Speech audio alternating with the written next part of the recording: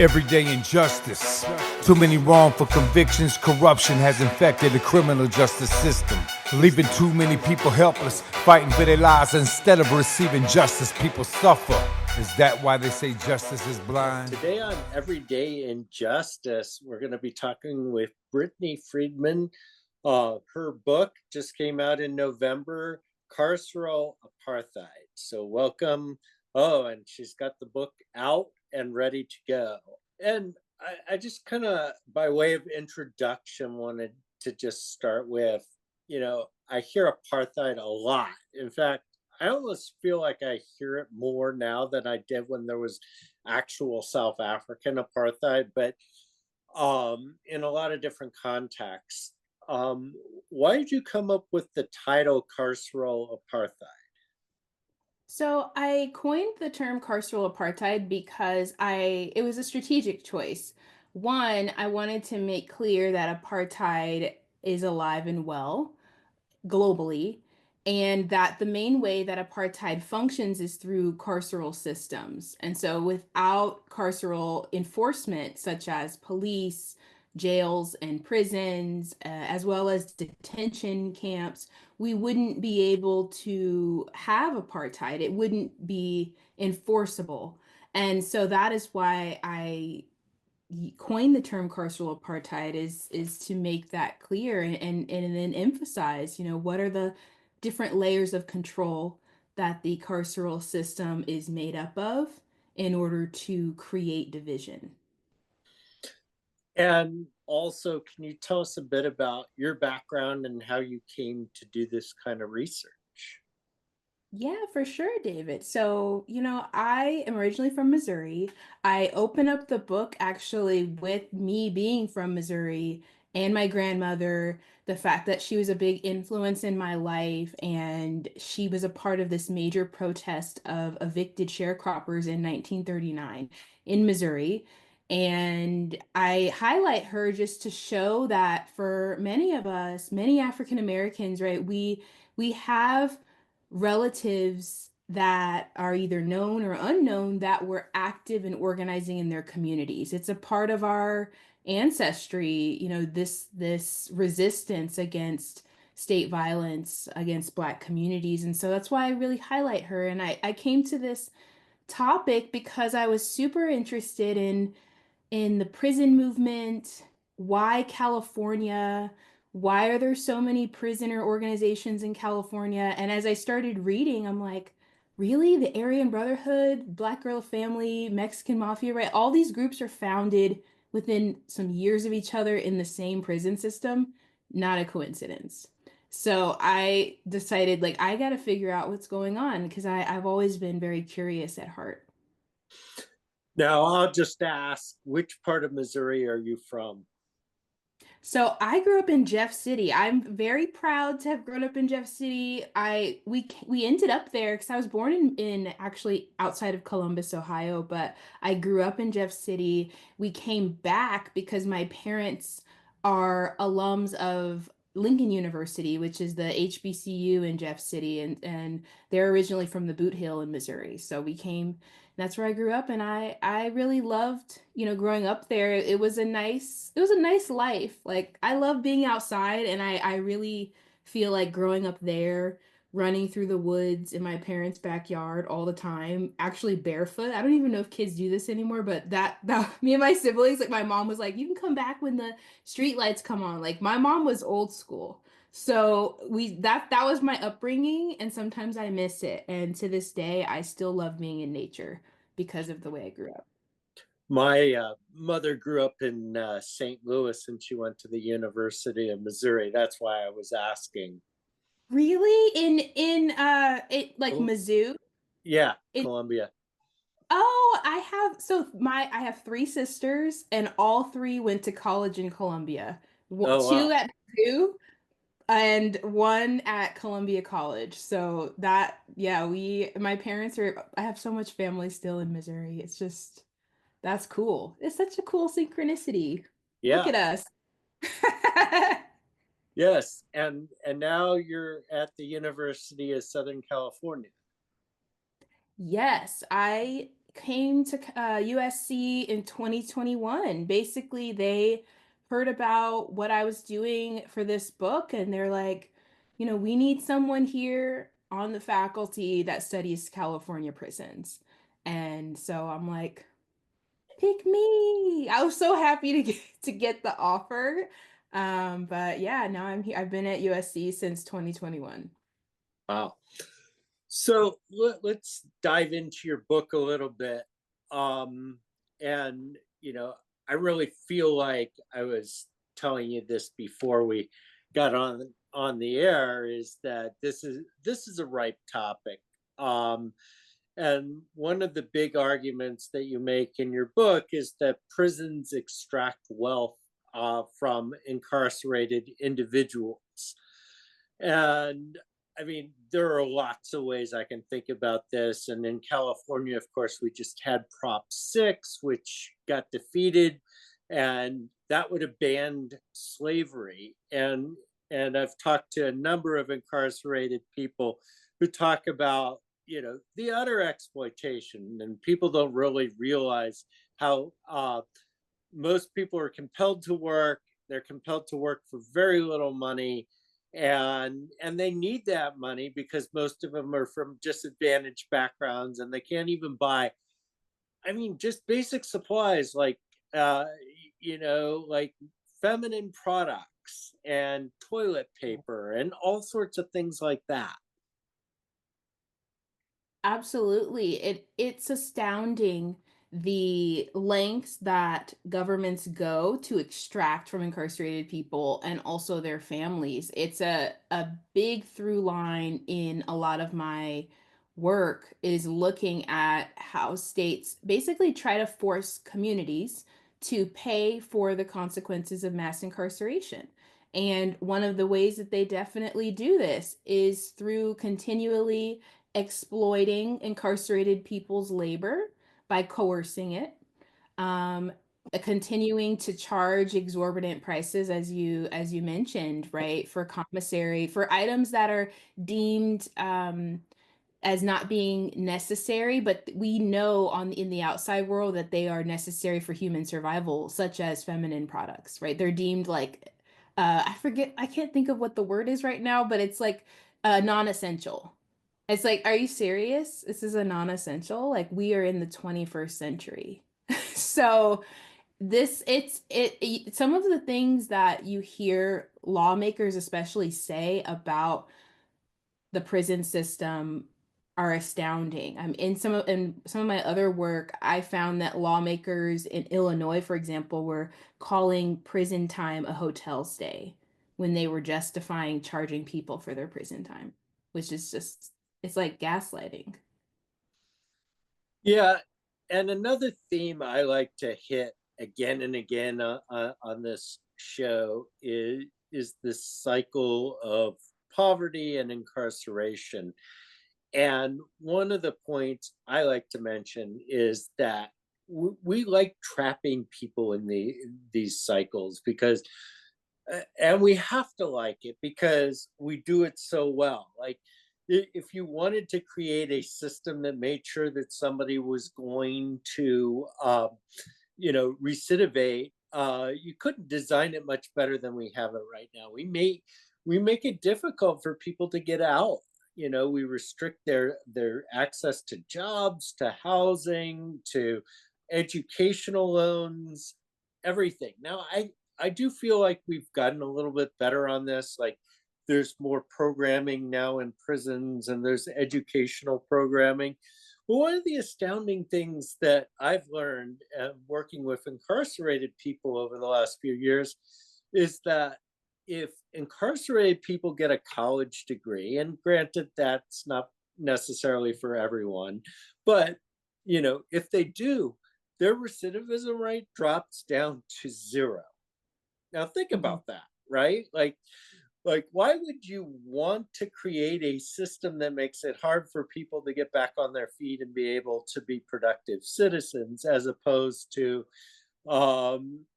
creating a system that, okay, this guy made a mistake or this woman made a mistake. They grew up in trauma, they grew up in poverty. But they've spent some time and they've gotten their degrees, and now they've built skills and they can go out into the outside world and be productive citizens who aren't going to commit crimes. Yes, it is astounding the incentives that our society has created to keep people in bondage through imprisonment. And something that is so, just clear is that I would say that the people that are in elite positions, like, they do like it, as you said. I think, but I think I would say it's people in elite positions and then using their power to manipulate masses of people that are just everyday people in the public to thinking that this is in their best interest, using media, using, I call it like scholarship propaganda. Like, there's a lot of academics that literally just regurgitate what prison officials and police officers say, but then the danger in that, and I show this in my book, it's dangerous when you have scientists who are backing these false narratives, because then the scientific aspect gives it credence, it gives it even more power, where people are like, oh well, a doctor said that, or like the psychiatrist said that, or in the case of prisons, a lot of economists have made their careers really arguing for policies that actually then feed back to funding the prison system. And something that I recently saw in a headline is that with Trump's new executive orders, there's a lot of private prison companies that are getting very excited and actually going on the record in the mainstream media, getting excited because they are trying to bid on the beds that are going to be necessary to house migrant populations when they're detained. And that's just showing the interconnectedness of greed and the carceral state and this, death by design, as a means of making money. Now, you talk about historical systems like black codes and convict leasing, which I don't think enough people understand that we basically re-enslaved people for another 100 years after the Civil War. In fact, I'll admit that up until like 5 or 6 years ago, I didn't even know about Mhm. it. So can you kind of explain that, and then what you would consider the continuity between those practices and the present? Yes. So the continuity is that all of these practices and institutions, from chattel slavery through black codes, which I will explain, to convict leasing, to then Jim Crow and mass incarceration, all of these institutions are, one, they are profiting off of labeling black communities as being dangerous threats, as being non-humans, and as being a population that is inherently criminal that needs to be contained. And by attributing that label to a population, it allows for you to then unleash the full assault of the government on that population through police and through prisons. And we have seen it as a through line. And so that's why I have to situate the history of carceral apartheid within that framework and show that when I use that term, I'm not just talking about mass incarceration, right? I'm talking about a system that is coming out of colonial expansion. From the first moment that, European settlers claimed to discover the Americas, this process of labeling populations as dangerous, in need of carceral containment, then dividing them, that's carceral apartheid. And the way that black codes fit into this, black codes, they were laws that really on a basic level prevented black people from moving freely. Like, even movement as in just something as simple as walking down the street. If you're caught walking at a certain time, we know this in certain states, it's like sundown codes. Like, if you're caught walking at a certain time, you could then be arrested. When you're arrested, you could then be charged for your jail time by being assessed a fee. And then you could be then imprisoned as for being charged for, being in the wrong place or just walking, and then also be charged as a debtor. And so for not paying this fee that you were assessed for walking while black. And once that happens, that would allow municipalities to ship you off to prison camps where you would be forced to work until you died. And many people don't realize that that is the continuing legacy after the Civil War. That is how white landowners were able to, it's one of the main ways, not just sharecropping, but it's one of the main ways they were able to re-enslave Black communities is through the passing of these laws. Many of them were also just like vagrancy laws, just like standing. Like if you're standing in front of a store, you could be arrested. And so there's scores of cases. One of my favorite books on this is actually called Slavery by Another Name by Douglas Blackmun, and there's also a documentary, right, of the same name. I love that book because it focuses just on this practice.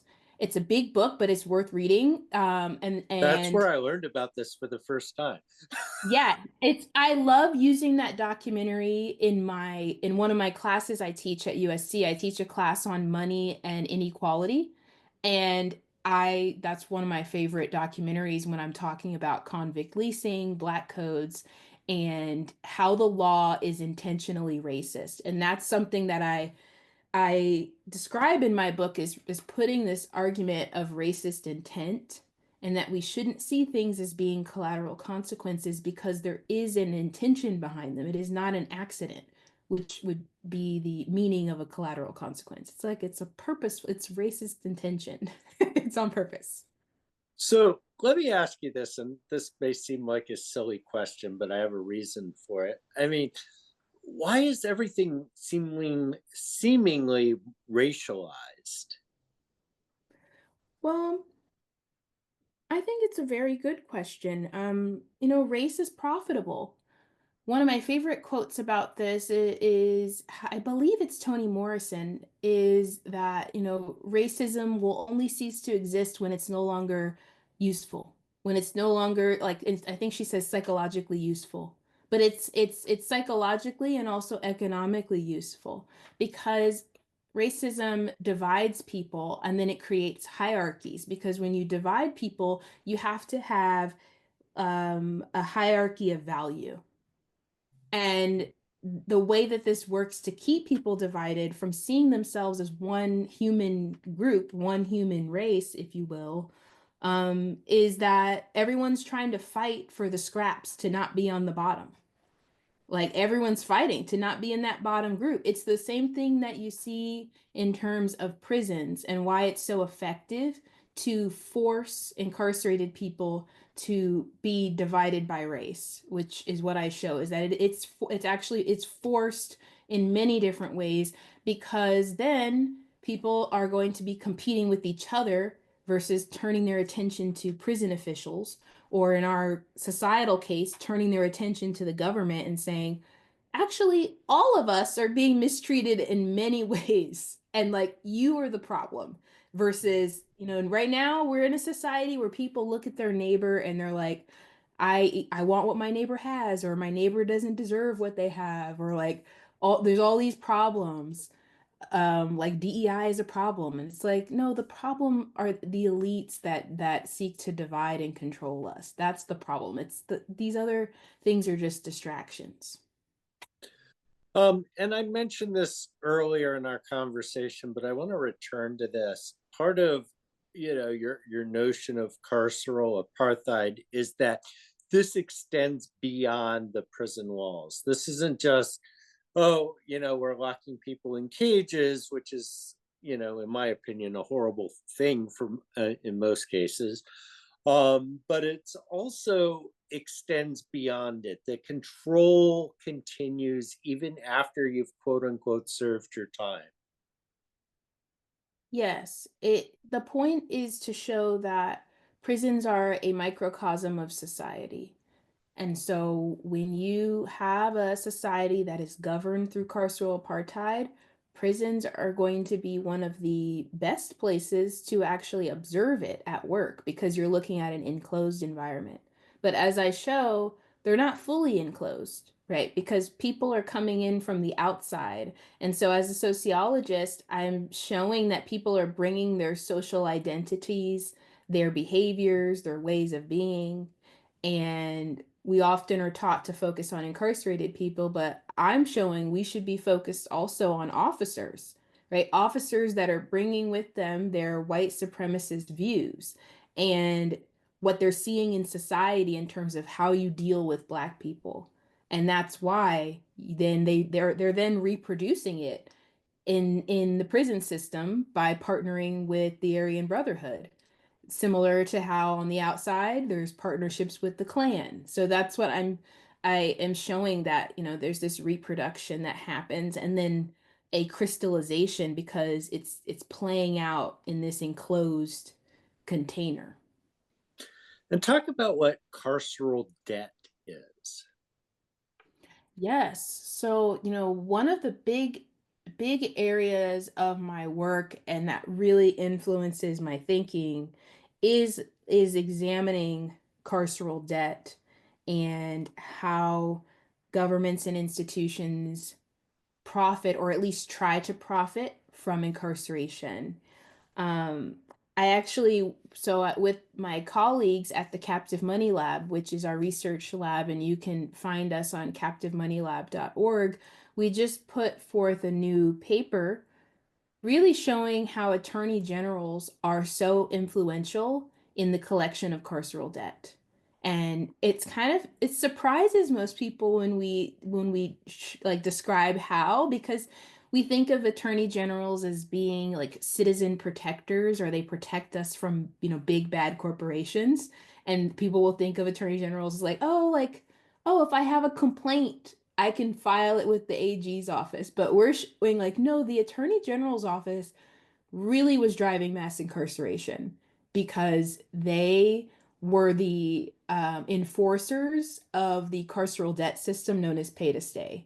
And so when governments were charging incarcerated people daily rates for their prison time, the attorney general is the one that would sue them in civil court for non-payment. And so, I just, the important part I think is to just show the coordination of different levels of government and different actors, which pushes back against this idea that we have bad apples, in systems, versus all of my work, whether it's Carceral Apartheid, Captive Money Lab, is showing the intentional coordination across agencies to really destroy communities. Um, and I want to get into the notion of abolition, because if you had asked me even 5 years ago, I would have said abolition. No, that's absurd. And I've moved around to the point where I would consider myself an abolitionist. Not necessarily everybody, not necessarily today, but I really believe that, first of all, the amount of people we have behind bars is just ridiculously high. I work with people every single day that are incarcerated that should not be incarcerated because they're not a threat to anyone. They could be doing a lot of good stuff on the outside. And some of these people did do something pretty horrible at one point, but they're not that person anymore. And so I don't see how a reformist agenda is really going to solve our problem. I think we need, there definitely, and don't get me wrong, like there are definitely scary people behind bars that I think, definitely belong there. But I think as a society, our goal should be to reduce that number way down and eventually find better ways to deal with people rather than locking them in cages. I do think that as a society, if we want to be a society of integrity, then we would look at, the facts, right? And the whether it's the moral argument that human beings should not be in cages, or the, if we use the research model, it shows a similar thing. One, human beings crumble in cages. Like you completely kill the human spirit. Two, um longer prison sentences do not reduce crime, and they do not actually prevent recidivism. Like, longer prison sentences are not associated with the things that are put forth by politicians when they're arguing for this, like, continuation of tough on crime rhetoric. And if we look at the research, what actually makes our community safer, it's not prisons. It's not jails. It's not more police. What makes our community safer is, one, having more human connectedness across communities, not being so isolated, where you actually have a real community. Two, where people's basic human needs are met, where we're not arguing over silly things like, should we cancel school lunch, which is like something going on in the media. Like, it's shown, if you just have basic human needs that all people deserve, if they're met, the rates of crime, of what is considered crime, and they're often crimes of poverty, significantly goes down. And but all of these arguments, they just kind of fall on many deaf ears, because people are so conditioned from a young age to believe that tough on crime is what keeps us safe. But it as you're saying, right, like, there is a when you really look at the research behind it, or if you've ever spent time in a prison setting or working with people who are incarcerated or formerly incarcerated, or you yourself are connected to loved ones, you see that, this system does not work in the way that it is claimed. And I think that the only way forward is an abolitionist agenda. I don't believe in a reformist agenda. Even in my book, I study what happens when they try to reform a system. You get things like indeterminate solitary confinement, which the UN says is torture. So it's like, some of the most heinous carceral policies actually came out of reform, like that one. So I could never even consider reform Well, because of it. and the current penitentiary system was a reform, which is really interesting. One of my favorite books was they they took a group of people from U.S. That worked in U.S. Prison systems, and they went to Sweden.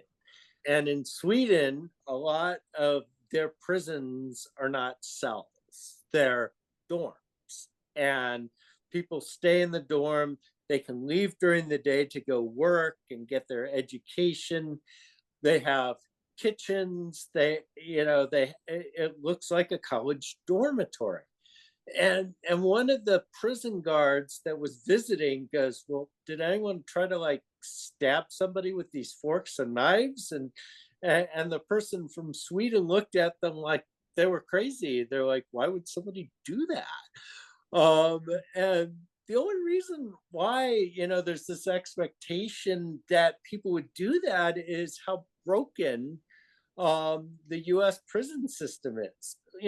Most people that are in a prison, if they're in their house at home with their family, they're not going to be stabbing somebody with a fork. It only happens in the carceral setting. I mean, Yeah.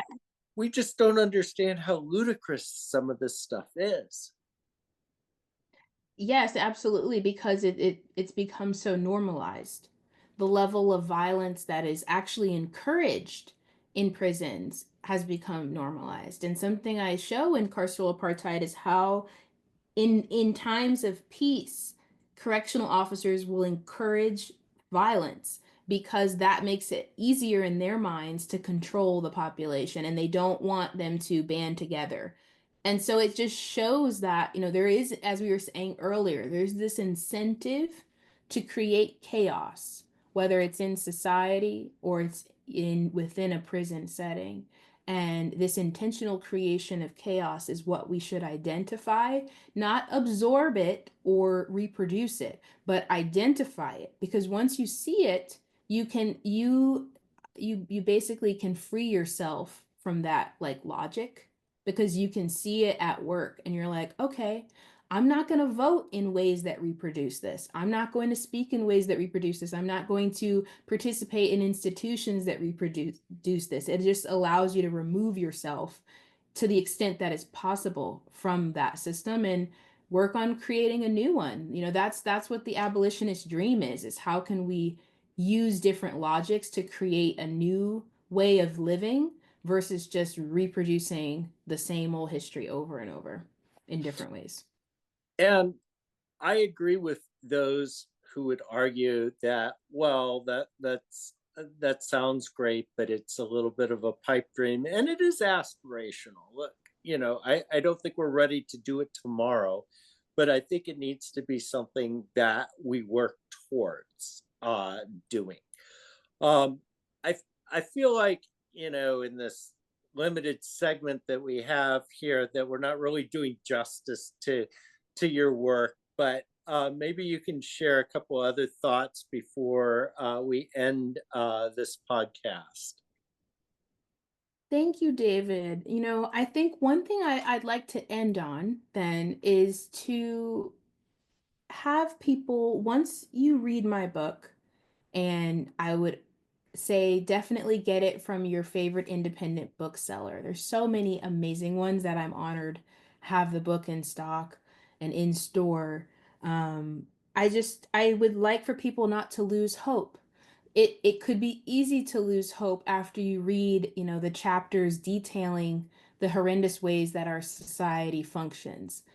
However, I do end the book with this section I call Invitation to Awaken. And I do that because it is an invitation to really look at your role and think through, once I have all of this information, what can I do with it? How can I use my gifts, my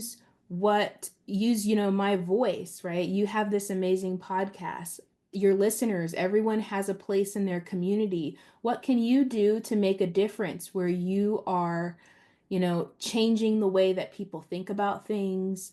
You're having important conversations. Like that's what I want people to take away, not to say, oh, all these terrible things happened and it's hopeless. It's like, no, all these terrible things happened, but people survived. The people in my book, like they survived through it all. And many, now that they're out, they are still organizing, still pillars in their community as an example of like human resilience. So that's what I'd like people to take away. We've been talking with Brittany Friedman. Her book just came out in November, Carceral Apartheid, and I would highly recommend it. It's an amazing topic and very, very timely. This has been Everyday Injustice. I'm your host, David Greenwald. Join us again next time for more tales from the injustice system. Thank you to George Powell and Norman Mousequake Barrett for the use of our opening, Everyday Injustice. You can see more of George's music at www.justiceforgeorgepowell.com. That's Justice for George Powell, all one word, .com.